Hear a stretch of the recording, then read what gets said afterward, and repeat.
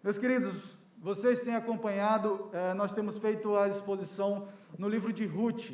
Entretanto, essa manhã, pontualmente, faremos uma pausa na exposição desse livro. Se o Senhor permitir, na próxima semana, iremos concluir. E hoje, então, nós faremos uma exposição que está lá na Epístola de Tiago, lá no capítulo 2, os versículos 14 ao 26. Epístola de Tiago, capítulo 2, versículos 14 ao 26. Tiago, capítulo 2, versículos 14 ao 26, nos fala assim a palavra do nosso Deus. Meus irmãos, qual é o proveito se alguém disser que tem fé, mas não tiver obras? Pode acaso semelhante fé salvá-lo?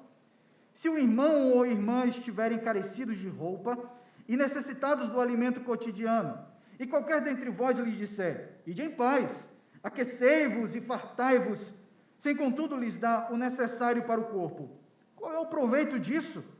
Assim também a fé, se não tiver obras, por si só está morta. Mas alguém dirá, tu tens fé e eu tenho obras. Mostra-me essa tua fé sem obras, e eu com as obras te mostrarei a minha fé. Crês tu que Deus é um só? Fazes bem. Até os demônios creem e tremem. Querem, pois, ficar certo o homem sensato, de que a fé sem obras é inoperante? Não foi por obras que Abraão, nosso pai, foi justificado, quando ofereceu sobre o altar o próprio filho Isaque? Vês como a fé operava juntamente com as obras? Com efeito, foi pelas obras que a fé se consumou. E se cumpriu a escritura, a qual diz, ora, Abraão creu em Deus e isso lhe foi imputado para a justiça, e foi chamado amigo de Deus. Verificais que uma pessoa é justificada não por obras, é justificada por obras e não por fé somente. De igual modo, não foi também justificada por obras a meretriz Raabe, quando acolheu os emissários e os fez partir por outro caminho? Porque assim como o corpo sem espírito é morto, assim também a fé sem obras é morta. Que o Senhor, em sua graça e bondade, possa falar conosco e nos conduzir no conhecimento profundo a respeito da vontade dele para as nossas vidas. Incoerência.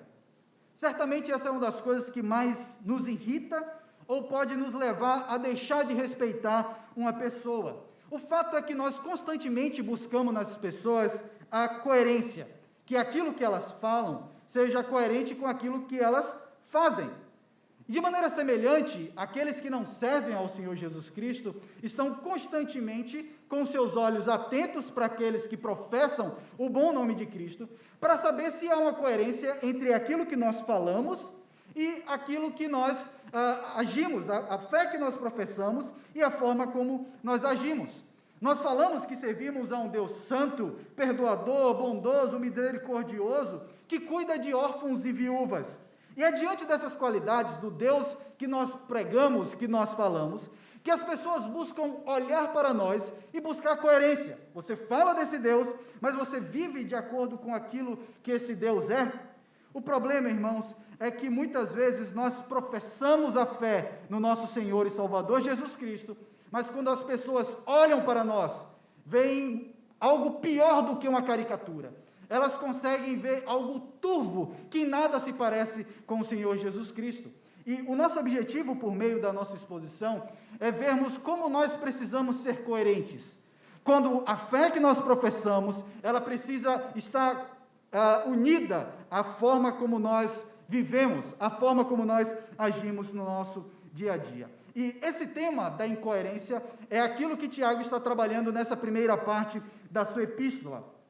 Esse texto que nós acabamos de ler, estamos fazendo a exposição, é uma continuação daquilo que Tiago está falando a respeito de crentes que vivem de maneira incoerente. A primeira maneira, lá no capítulo 1, que ele fala a respeito de coerência, está lá nos versículos 19 ao 27, quando ele fala de crentes que conhecem a palavra, conhecem a lei, mas não vivem essa lei. Por exemplo, se nós formos lá no versículo 22 do capítulo 1, vemos Tiago falando: tornai-vos, pois, praticantes da palavra, e não somente ouvintes, enganando-vos a vós mesmos. Também o versículo 26, ele fala: se alguém supõe ser religioso, deixando de refrear a língua, antes enganando o próprio coração, a sua religião é vã. Tiago está mostrando a incoerência deles. E ele continua lá no capítulo 2, onde ele fala a respeito de crentes que estão agindo, desprezando aqueles que eram pobres e que estavam no meio da igreja. Versículo 1 do capítulo 2, ele fala: meus irmãos,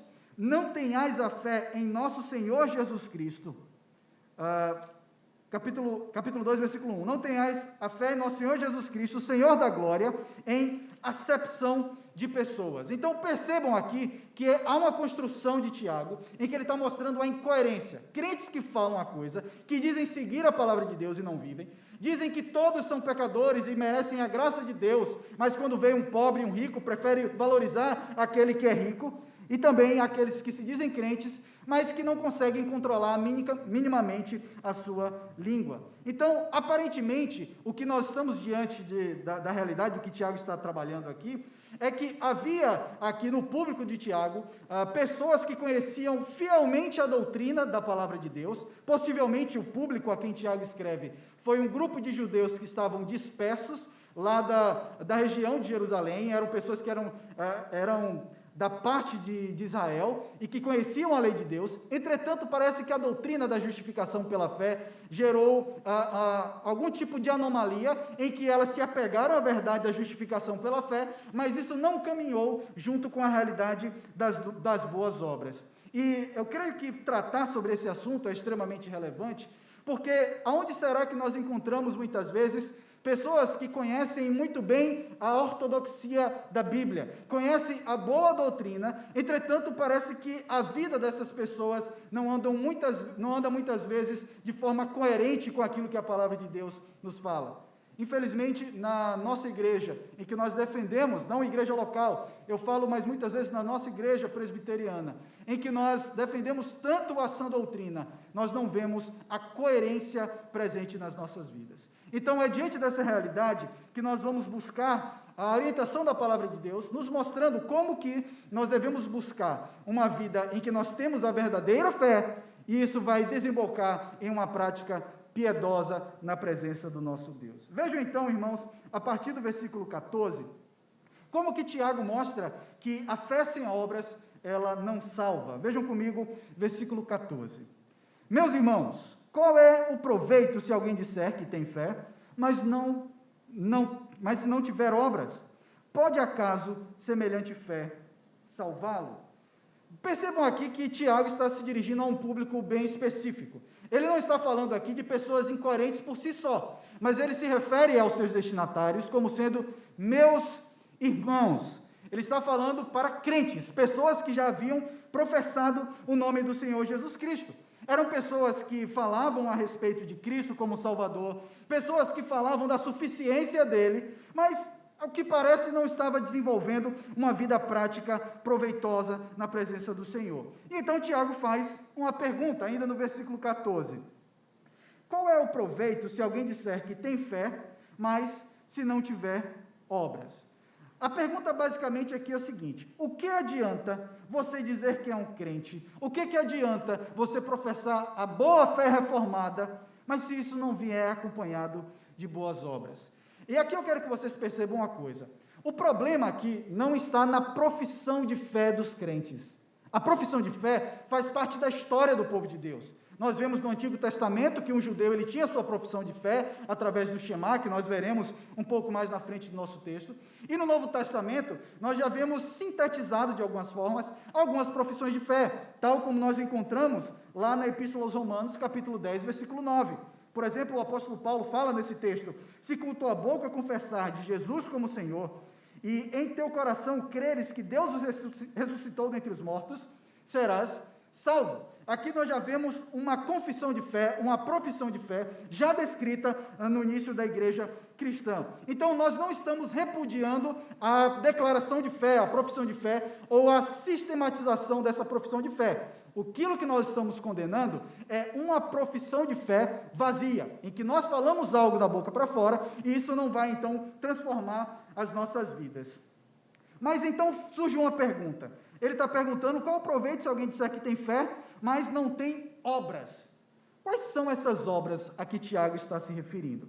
Inicialmente, em uma leitura corrida do texto, nós podemos imaginar que as obras às quais ele se refere são apenas as obras descritas aqui no versículo 15. De maneira específica, o cuidado para com pobres, especialmente os crentes que são pobres. Entretanto, nós vamos ver na continuação do texto que as boas obras a que Tiago se refere não é apenas cuidar dos pobres, os crentes que são pobres. Ele está se referindo a todo tipo de boa obra, todo tipo de obediência ao Senhor. Isso fica claro na continuação do texto, quando ele fala a respeito da boa obra de Abraão, quando ele fala da boa obra de Raabe. Então, quando nós estamos falando aqui de boa obra, tenha em sua mente que não é só cuidado com o pobre, apesar de Tiago citar esse exemplo. Ele está falando de todo tipo de submissão à vontade de Deus. E aí Tiago conclui com uma segunda pergunta, que ele fala: pode acaso semelhante fé salvá-lo? É como se ele estivesse perguntando, aqui é uma pergunta retórica, será que uma fé como essa pode salvar alguém? Em que a pessoa fala tudo direitinho, mas a sua vida é completamente diferente daquilo que ela fala? Certamente a resposta seria um alto e sonoro não. Não tem como ser dessa forma. A resposta é negativa, pois a fé destituída de obras, ela é uma fé falsa. Ele está fundamentado em algo que não existe. E então Tiago mostra algo bem claro, já aqui no primeiro versículo. Obras e fé são dois lados de uma mesma moeda. Não tem como haver uma desassociação entre aquilo que nós professamos e aquilo que nós vivemos. Então, dos versículos 15 ao 17, Tiago propõe um exemplo hipotético, em que ficaria claro em que a fé sem obras ela não faz nenhum tipo de sentido. Vejam comigo os versículos 15 a 17. Se um irmão ou irmã estiverem carecidos de roupa e necessitados do alimento cotidiano, e qualquer dentre vós lhe disser: ide em paz, aquecei-vos e fartai-vos, sem contudo lhes dar o necessário para o corpo, qual é o proveito disso? Assim também a fé, se não tiver obras, por si só está morta. Tiago aqui começa a descrever um exemplo hipotético, um exemplo de um irmão que tem uma certa condição e outro que está pobre. Esse que está passando por uma necessidade financeira precisa de uma ajuda e aquele que tem condição não faz absolutamente nada para ajudá-lo. É extremamente pertinente esse exemplo dado por Tiago, porque aquilo que nós vemos é que no primeiro século os crentes, por causa da sua profissão de fé no Senhor Jesus Cristo, eles começavam a perder os seus bens. A própria diáspora, em que nós vemos os crentes judeus saindo de Jerusalém, se espalhando por todo o Império Romano, por toda aquela região conhecida, aconteceu que muitos deles foram perdendo os seus bens. Então, se relacionar com um crente pobre seria algo extremamente natural para a vida daqueles crentes que estavam recebendo aqui essa epístola. E aquilo que Tiago fala no versículo 15, como sendo a necessidade dessas pessoas, são necessidades básicas. Vejam, essa pessoa está carecendo de roupa e de alimento cotidiano. Talvez nós entendamos melhor falarmos a respeito de necessidade de comida. Então, a gente sabe que ninguém vai viver sem comida. Mas quando a gente fala de roupa, por estar tão vinculado ao aspecto estético nos nossos dias, nós não entendemos qual é o contexto do que Tiago está falando a respeito de roupa. Roupa, aqui nos dias em que Tiago escreve essa epístola, não era algo apenas que trazia uma beleza, um adorno para a pessoa, mas era algo que a protegia do frio. Então, em períodos de inverno, a pessoa precisava ter uma boa roupa, até porque essa roupa, ela era utilizada de noite para poder também estar protegida do frio. Então, nós vemos aqui uma pessoa passando frio, muita dificuldade e roupa. Então, Tiago fala a respeito dessa situação. Um crente que tem dinheiro, vê alguém passando por isso, e aí ele fala no versículo 16. Vejam comigo. Tem essa situação que está construída no versículo 15, e aí o que acontece? A resposta dessas pessoas que veem esse crente passando por necessidade. E qualquer dentre vós lhe disser: ide em paz, aquecei-vos e fartai-vos, sem contudo lhes dar o necessário para o corpo. Qual o proveito disso? E aqui eu quero que vocês percebam alguns destaques desse versículo 16. A primeira coisa que Tiago fala é de qualquer dentre vós lhe disser. Com isso, então, Tiago está mostrando que uma atitude hipócrita, tal como essa descrita no versículo 16, qualquer um de nós pode tomar.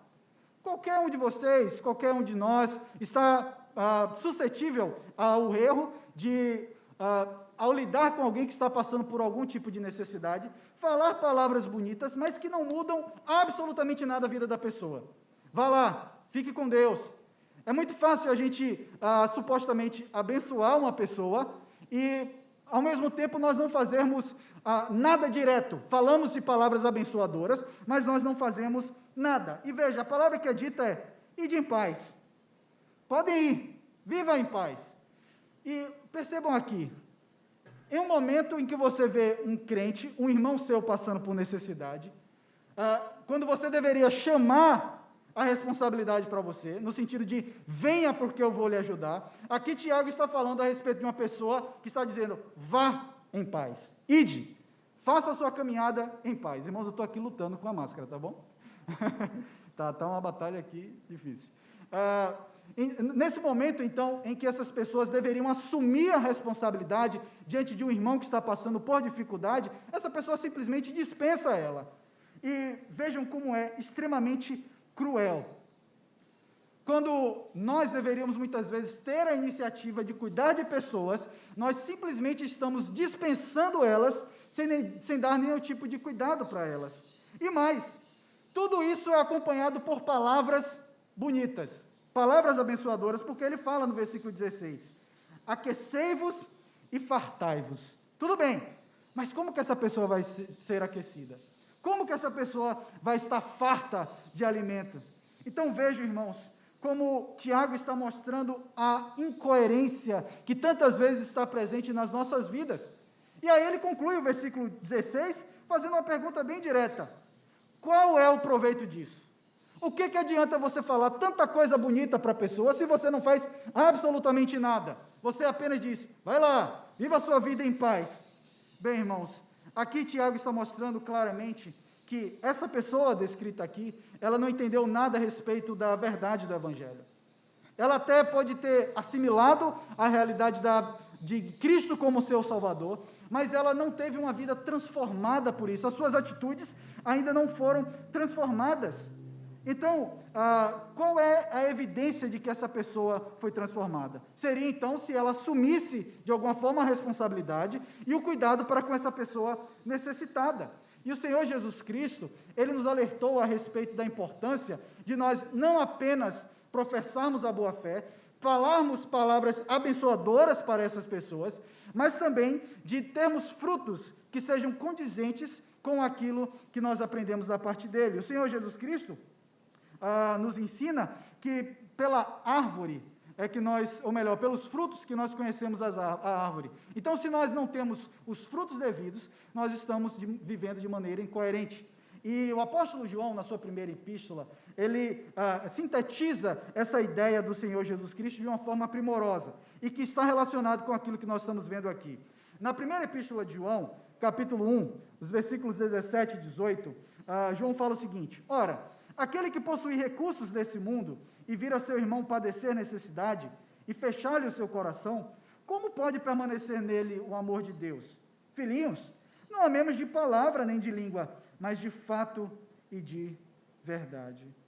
Irmãos, até aqui nós temos visto como o apóstolo Tiago, alguns comentaristas falam que foi o apóstolo, entretanto, alguns falam que foi irmão do Senhor Jesus Cristo. Nós podemos laborar em cima disso, mas o que nós vemos é que o autor está falando que uma fé que se fundamenta só em palavras e não em ação piedosa, ela é completamente insignificante, inoperante. Então, ele conclui no versículo 17, de maneira bem contundente. Assim também a fé, se não tiver obras, por si só está morta. Aqui, Tiago mostra qual é a verdadeira condição daquele que diz que tem fé no Senhor Jesus Cristo, mas a sua vida não está de conformidade com isso. É uma fé morta.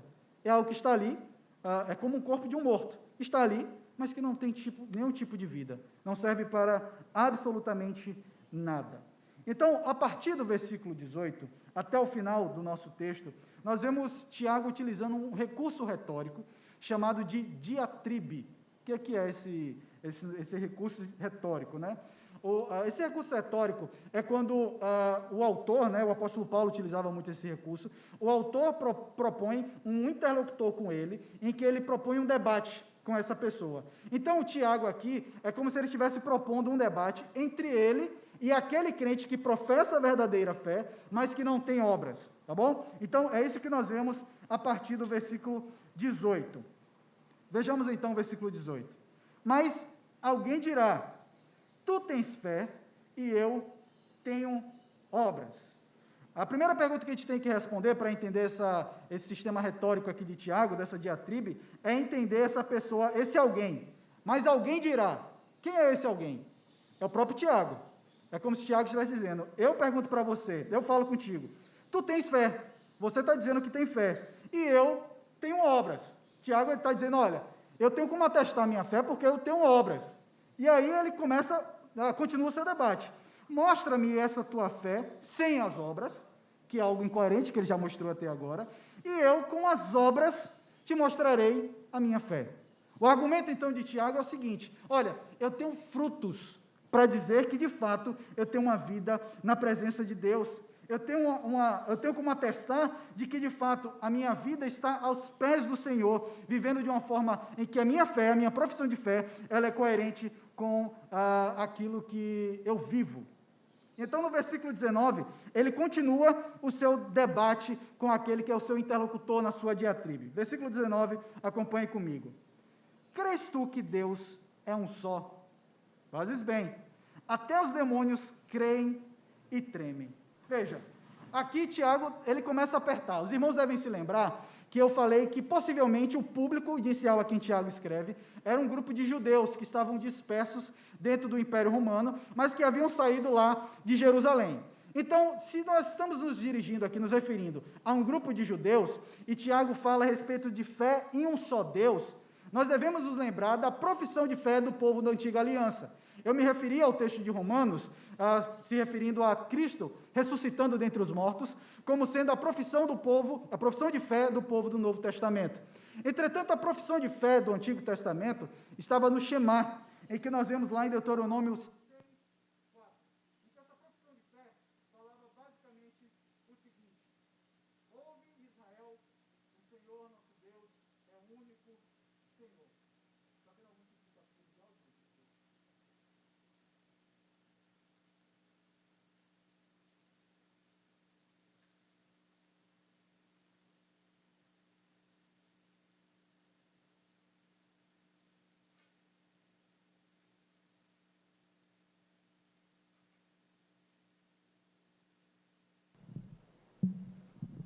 Irmãos, eu preferi parar porque o áudio é cortado para quem está acompanhando pela internet, tá bom? Bem, então, a profissão de fé do povo da Antiga Aliança era o Shema: ouve Israel, o Senhor nosso Deus é o único Senhor. Então, a crença em um só Deus era algo que era certo para todos aqueles que eram de origem judaica. Então, Tiago está perguntando: você crê que Deus é um só? Sim, muito bom. Então, ele está dizendo: fazes bem. Você faz muito bem em ter uma profissão de fé sadia, em acreditar na verdade da palavra de Deus. Mas aí Tiago, ele pega a pessoa no contrapé, na continuação do versículo 19. Até os demônios creem e tremem. Aqui é como se Tiago estivesse dizendo o seguinte: olha, até um demônio é melhor do que aquele que professa a verdadeira fé e não vive de acordo com ela. Sabe por quê? Porque um demônio consegue tremer diante da realidade que ele será julgado. E nós, tantas vezes, falamos do Deus Todo-Poderoso, Soberano, que há de julgar todos os pecadores, e esquecemos que a nossa fé, ela está incoerente. Esquecemos de tremer diante de Deus. E sabe por quê, irmãos? Muita gente consegue ficar na igreja tanto tempo e não se arrepende dos seus pecados, é porque ela deixou de ter a perspectiva de tremer diante de Deus, algo que até mesmo os demônios fazem. E então, Tiago está dizendo, a situação daqueles que falam da verdadeira fé, que falam da fé ortodoxa, mas que não têm uma vida que condiz com essa realidade, é pior do que a dos demônios. E então, meus irmãos, na continuação do texto, o versículo 20, Tiago continua a sua discussão, o seu debate com aquele crente hipócrita. Versículo 20, ele fala o seguinte: Queres, pois, ficar certo, homem sensato, de que a fé sem obras é inoperante? Quer que eu mostre para você como não faz sentido esse tipo de fé? Aqui é como se fosse um debate, ou melhor, Tiago está chamando essa pessoa para um desafio, para propor um desafio entre ele e o seu oponente. Então, dos versículos 21 até o 25, a ideia de Tiago é atestar claramente de que a fé sem obras, ela não faz sentido, ela não tem evidência bíblica. E para isso, ele dá 2 exemplos práticos de como a palavra de Deus mostra que é necessário que você tenha fé e é necessário também que você tenha a obra referente a essa fé que você professa. Esses 2 exemplos, Tiago dá 2 exemplos, e esses 2 exemplos, primeiro, está vinculado à vida de Abraão, o pai da fé, e o segundo exemplo, dado lá no versículo 25, que está relacionado com a vida de Raabe, a meretriz que vivia lá em Jericó. Vejam comigo, então, os versículos 21 ao 24. E aqui é um momento bem crucial na nossa exposição, porque esse é um texto bem complexo de interpretação, então eu vou precisar que os irmãos me acompanhem em todo o raciocínio para entenderem aquilo que está sendo proposto. Versículo 21 ao 24, o texto nos fala o seguinte: Não foi por obras que Abraão, nosso pai, foi justificado quando ofereceu sobre o altar o próprio filho Isaque? Vês como a fé operava juntamente com as obras. Com efeito, foi pelas obras que a fé se consumou e se cumpriu a escritura, a qual diz: Ora, Abraão creu em Deus, isso lhe foi imputado para a justiça, e foi chamado amigo de Deus. Verificais que uma pessoa é justificada por obras e não por fé somente. Aqui Tiago começa a citar o exemplo bem conhecido de Abraão, em que o Senhor manda que ele vá até o Monte Moriá para poder sacrificar o seu filho. Abraão então obedece à orientação dada pelo Senhor, e ao estar lá no monte, prestes a oferecer o seu sacrifício ao Senhor, um anjo do Senhor vai até ele e diz que ele deve parar aquela cerimônia, porque o Senhor então providenciou um cordeiro para morrer em lugar de Isaque. E percebam aqui que Tiago, ele chama essa atitude de Abraão de obras. Não foi por obras que Abraão, nosso pai, foi justificado. Aqui, então, quebra aquele argumento de possibilidade de que obras a que Tiago se refere é só caridade, boas ações que ele citou no versículo 15, mas é todo tipo de obediência à palavra de Deus. E Abraão, nós nos questionamos, né? Ele está falando que Abraão foi justificado por obras. Mas então, surge aqui o problema: será que de fato Abraão foi ou não foi justificado por obras? Por que nós nos questionamos dessa forma? Porque o próprio apóstolo Paulo, lá em Romanos, capítulo 4, versículo 2, ele fala: porque se Abraão foi justificado por obras, tem de que se gloriar, porém não diante de Deus. E aqui nós temos uma dificuldade hermenêutica de interpretação, porque parece que Tiago e o apóstolo Paulo estão em rota de colisão. Um está dizendo uma coisa e outro diz outra. Mas então, vamos tentar entender da melhor forma aquilo que Tiago está falando aqui. Para que a gente possa entender o evento aqui da vida de Abraão, é importante que a gente entenda a sequência cronológica dos eventos da vida de Abraão. No capítulo 12 de Gênesis, nós vemos Abraão sendo chamado e Deus faz promessas para ele. No capítulo 15 de Gênesis, vemos que Deus chama mais uma vez Abraão, restabelece essa promessa com ele e mostra que ele teria filhos, assim como as estrelas que estavam nos céus, uma descendência bem numerosa. E no versículo 6 do capítulo 15, aparece essa expressão citada por Tiago no versículo 23. E se cumpriu a escritura, a qual diz: Abraão creu em Deus, e isso lhe foi imputado para a justiça. Isso mostra então que a justificação de Abraão se deu na fé no Senhor. Foi no momento que ele creu, no capítulo 15, que é descrito aqui no versículo 23 de Tiago.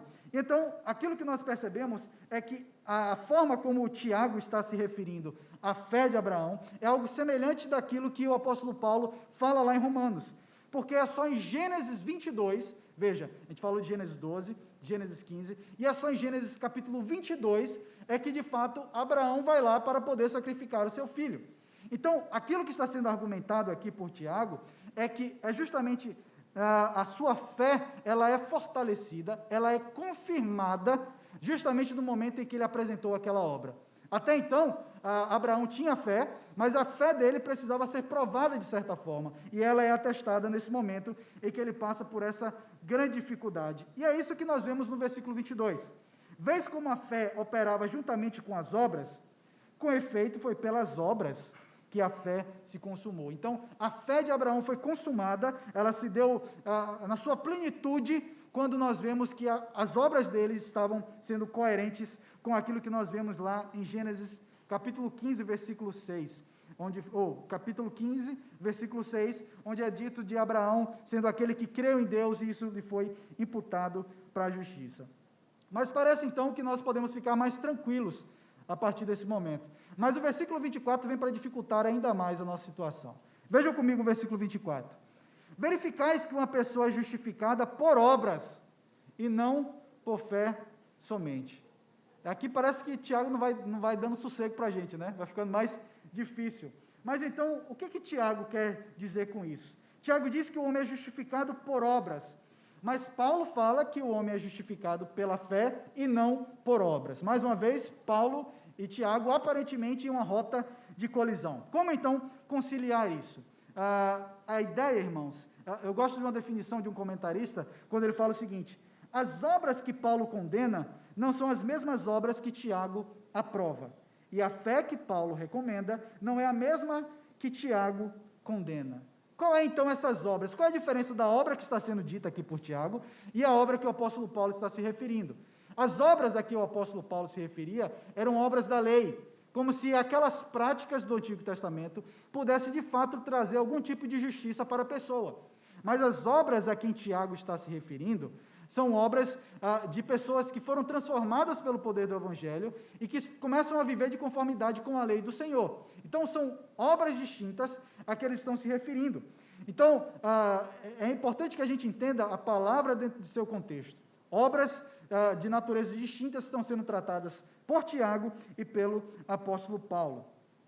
Os estudiosos chegam também a falar que o foco daquilo que o apóstolo Paulo está combatendo é um legalismo, em que a lei poderia trazer a salvação, enquanto Tiago está combatendo o antinomismo, que é a ideia de que nós precisamos da fé e mais nada, nós podemos viver de qualquer forma, porque a graça, ela excede as más obras que nós podemos vir a ter. Então, esse é o primeiro exemplo que Tiago dá. Vejam, não foi assim na vida de Abraão. Ele teve fé, ele foi declarado como sendo aquele que era o pai da fé, teve a sua fé imputada como a justiça, ele creu em Deus, mas foi necessário então que em algum momento isso se desvelasse na vida dele por meio de obras. E então chega lá no versículo 25, onde ele dá o segundo exemplo de que obras e fé devem caminhar juntas, que é o exemplo de Raabe. Vejam comigo o versículo 25. De igual modo, não foi também justificado por obras a meretriz Raabe, quando acolheu os emissários e os fez partir por outro caminho? E aqui percebam, o primeiro exemplo dado por Tiago é do pai da fé, o patriarca dos israelitas. E ele diz, olha, esse homem mostrou claramente que ele tinha fé e ele tinha obras. O mais natural seria que Tiago se referisse a Davi, Moisés, Josué, mas ele não fez isso. Ele vai então para uma personagem dentro da história bíblica que era a pessoa mais improvável dele trazer. Ele fala de uma mulher que era de origem gentílica, pior, cananita, que vivia lá em Jericó, quando nós vemos que o povo de Israel vai lá buscar entrar, e também ela era uma meretriz.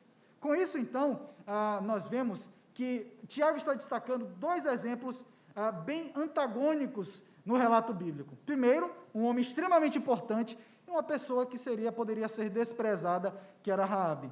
Então, o que essa mulher fez de tão relevante?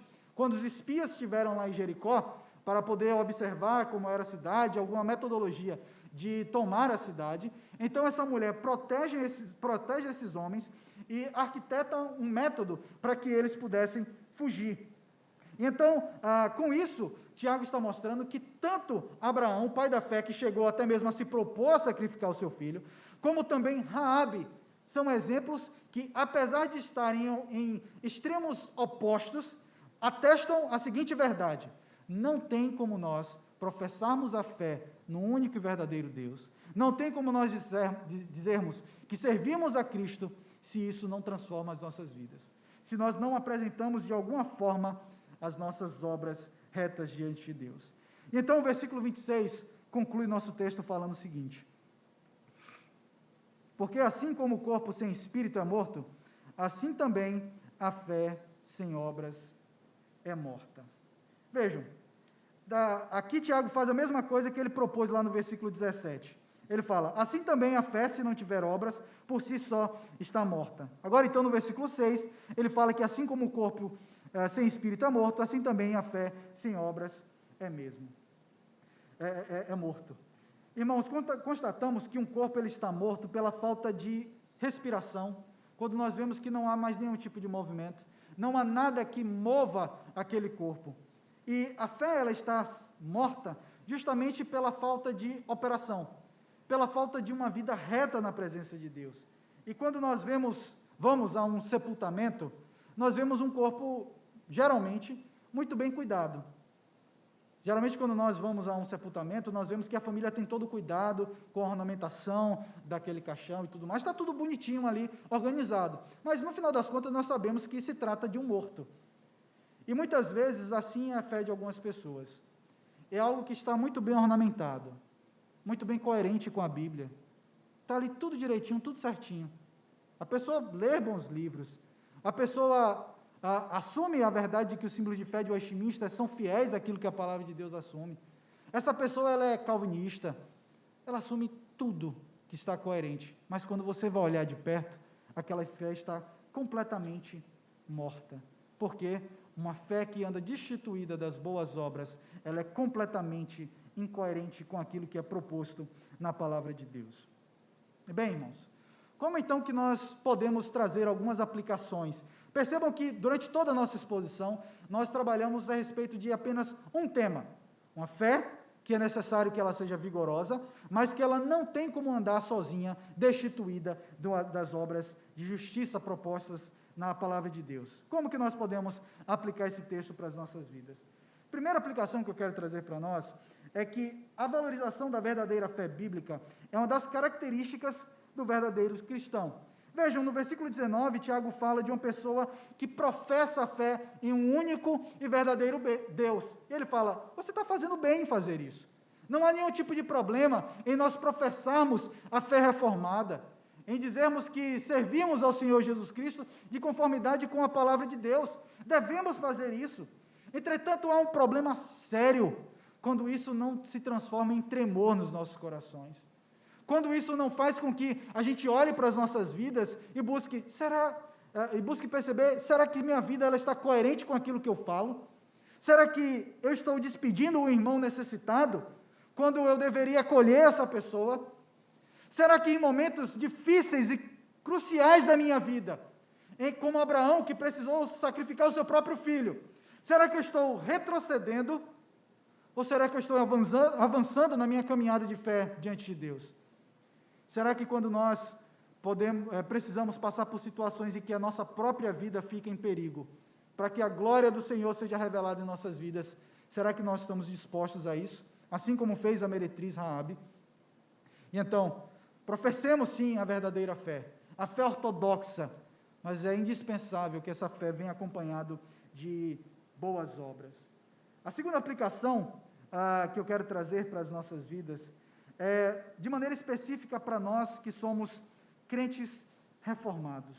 Nós temos uma tendência muito boa de valorizarmos a doutrina em nossa igreja, de valorizarmos a sola escritura, a salvação somente por Cristo, mas infelizmente nós vemos que pouco disso tem se transformado em uma vida prática.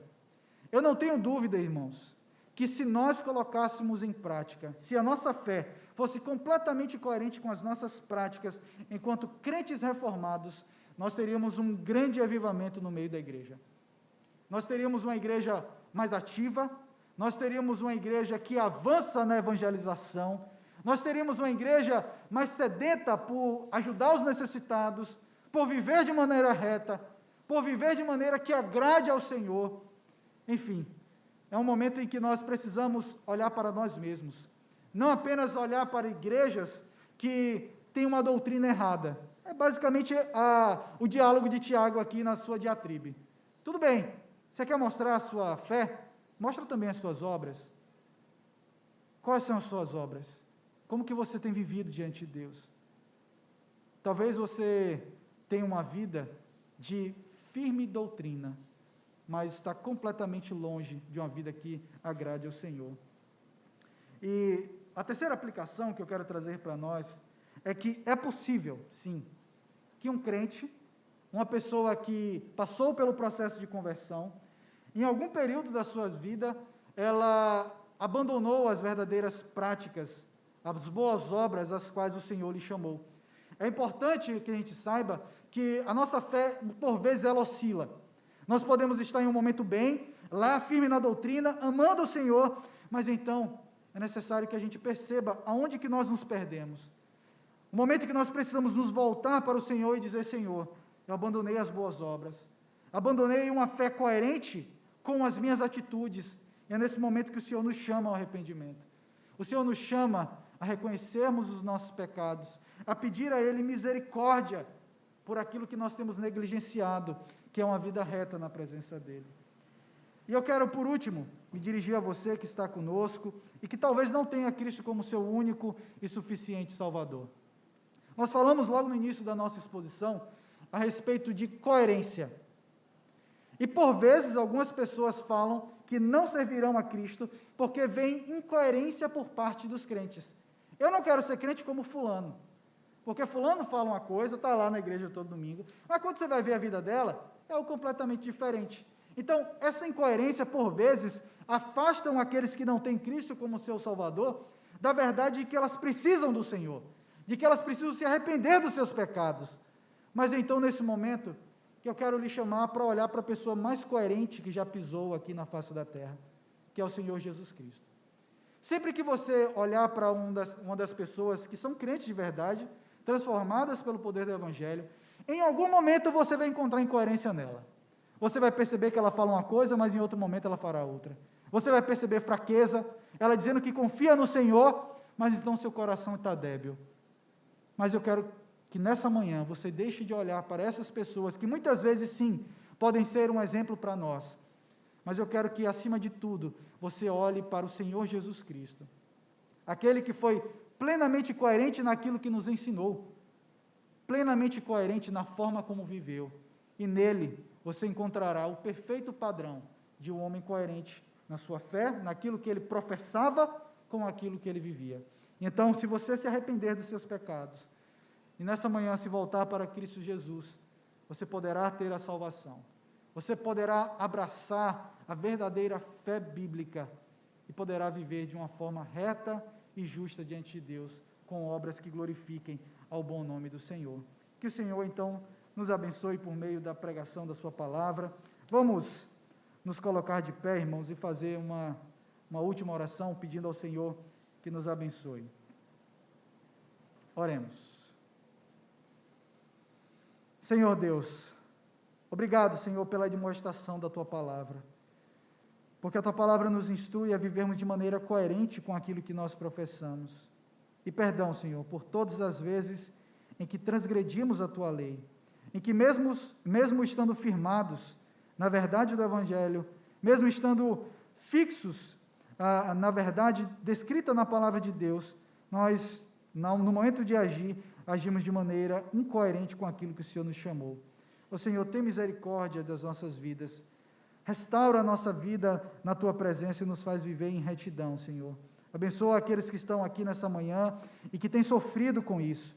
Chama eles de volta para Ti, para que eles possam viver de maneira reta, Senhor, e que as obras deles glorifiquem o Teu nome. E aqueles que estão conosco, que não têm Jesus Cristo como seu único e suficiente Salvador, que esses sejam transformados pelo poder do Evangelho. Essa é a nossa oração, Pai, em nome do nosso Senhor e Salvador, o Senhor Jesus Cristo. Amém. Meus queridos, recebei a bênção da parte de nosso